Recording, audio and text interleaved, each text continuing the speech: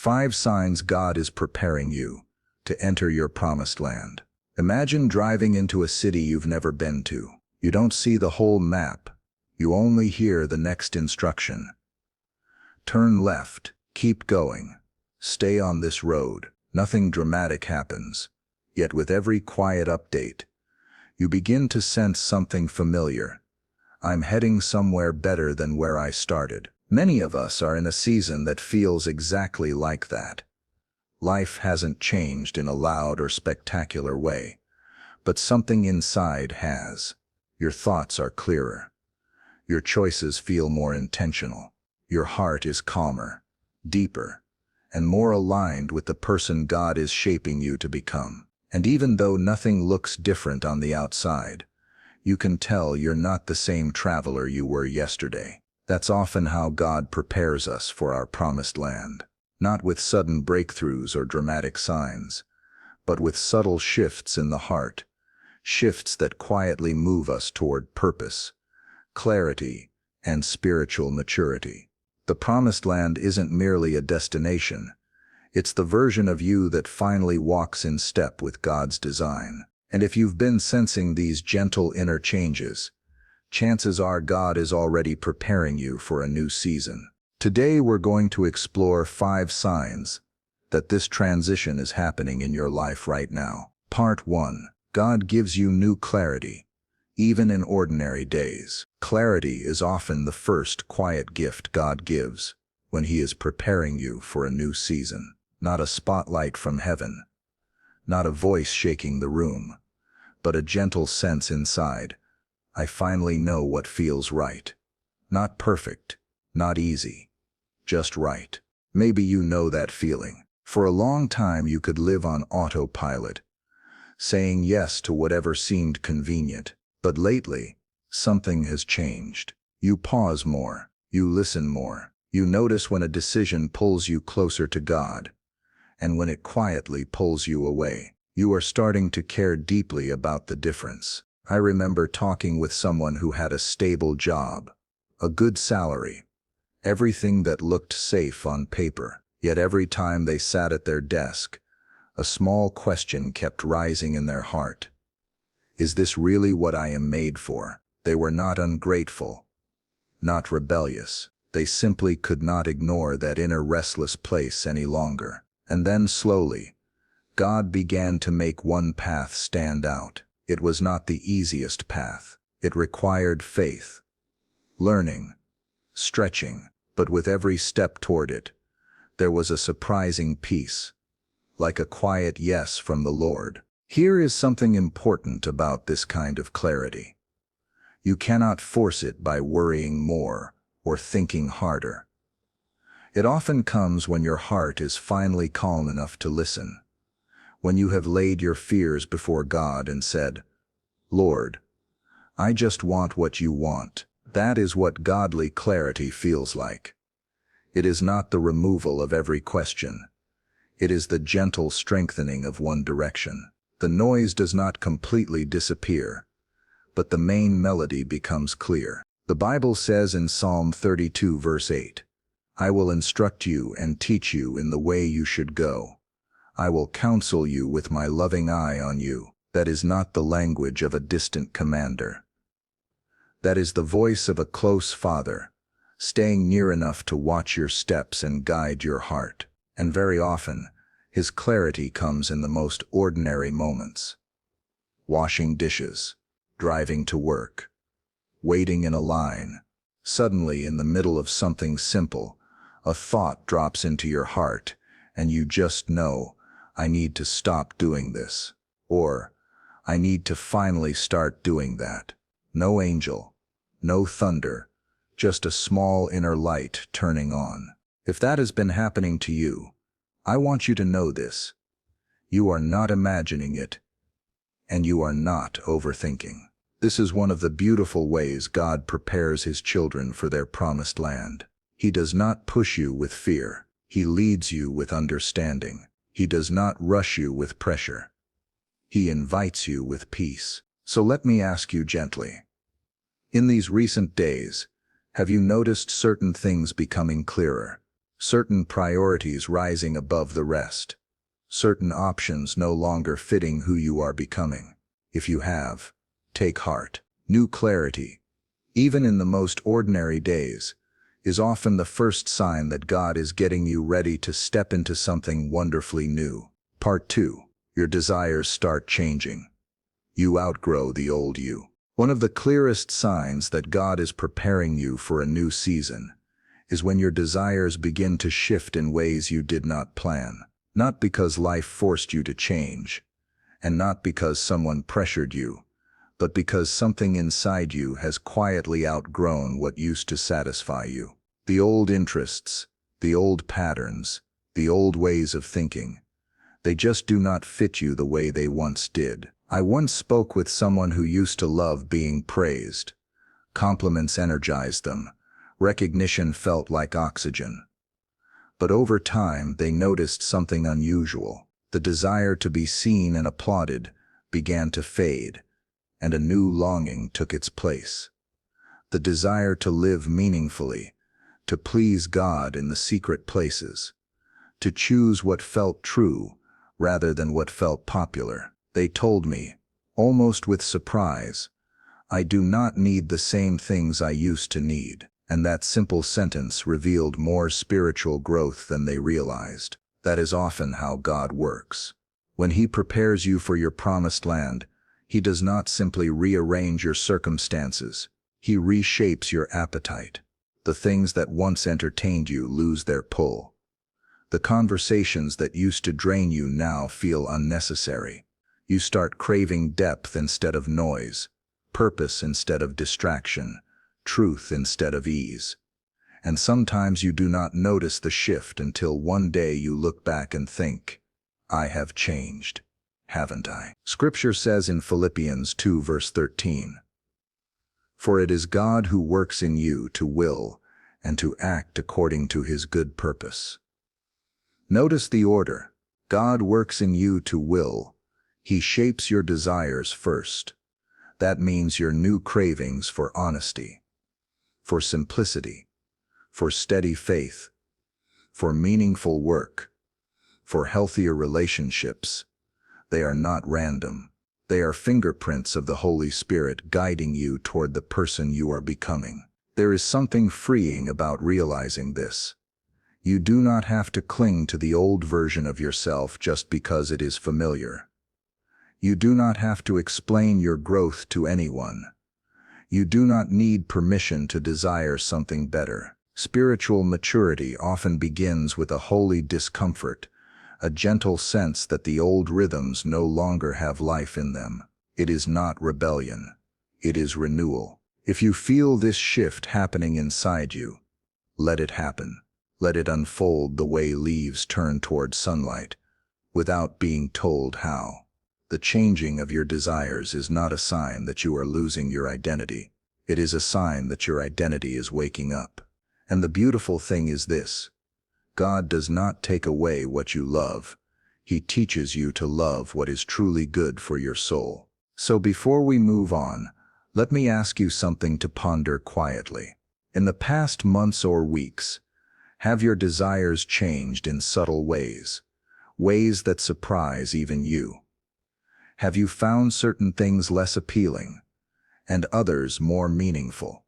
If so, it may be because God is gently preparing you to step into a version of yourself that can hold the blessings He is bringing next. Part 3. God opens subtle doors, not dramatic ones. Sometimes we expect God to lead us with loud signs, sudden breakthroughs, or unmistakable miracles. But when He is preparing you for your promised land, the doors He opens often feel gentle, reasonable, almost quiet enough to miss if you are not paying attention. They do not crash open. They simply stand there, unlocked, waiting for you to notice. I remember listening to someone describe how this happened in their life. They were not searching for a new job, not praying for a new opportunity, not even thinking about change. But one day, a friend called and said, I heard about a position that sounds exactly like you. It was not flashy. It was not perfect. It did not come wrapped in certainty, and yet something about it felt right. When they stepped through that door, it led them into a season of growth, joy, and purpose they never would have found on their own. Looking back, they said, "It was such a small door, but it changed everything." That is the beauty of God's guidance. He does not need dramatic moments to move you forward. Most of the time, He leads by alignment, a conversation that comes at the right moment, a recommendation you were not expecting, a quiet sense that this opportunity, even if humble, carries grace on it, and you begin to realize that God's hand is steady, not rushed. He guides you slowly enough that your character can keep up with your calling. Revelation chapter 3 verse 8 says, "I have placed before you an open door that no one can shut." Notice the promise. It does not say the door will shine with heavenly light. It simply says it will be open, and no one can close what God intends for you. That means you do not have to force anything, manipulate anything, or panic about missing your moment. If it is your door, it will stay open long enough for you to walk through it with peace. But here is something worth reflecting on. Not every open door is loud enough to convince you. Some require faith. Some require you to slow down, breathe, and ask, why does this small thing feel significant? God's direction often hides inside simplicity, because simplicity trains your heart to listen rather than react. Maybe you have experienced this recently. A gentle invitation into something new, a project you did not expect but cannot stop thinking about, a relationship that feels steady and safe, an inner prompting to explore an interest that has been asleep for years. These are not coincidences. They are quiet signals from a God who knows how to prepare His children without overwhelming them. So let me speak to you tenderly.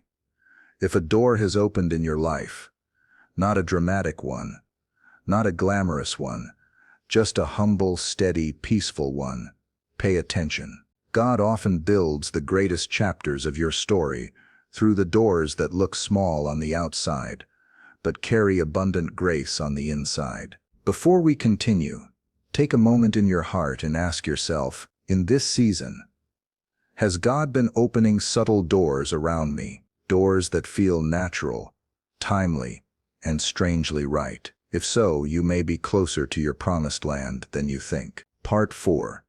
Your inner pace slows down. Peace becomes your compass. One of the most beautiful signs that God is preparing you for a new season is when your inner pace begins to slow down, not because you are tired, and not because life has become dull, but because something inside you is shifting from urgency to peace. The pressure to rush, to prove, to keep up with expectations begins to loosen its grip, and a quieter rhythm rises within you. It is the rhythm of a heart, learning to trust God's timing. I once spoke with someone who described this shift perfectly. They said, "I used to make decisions quickly because I was afraid of missing opportunities. But lately, I find myself taking a breath before I answer. I pause. I think. I pray. It is not hesitation, it is peace." And they were right. It is amazing how peace can reshape the pace of a person's life.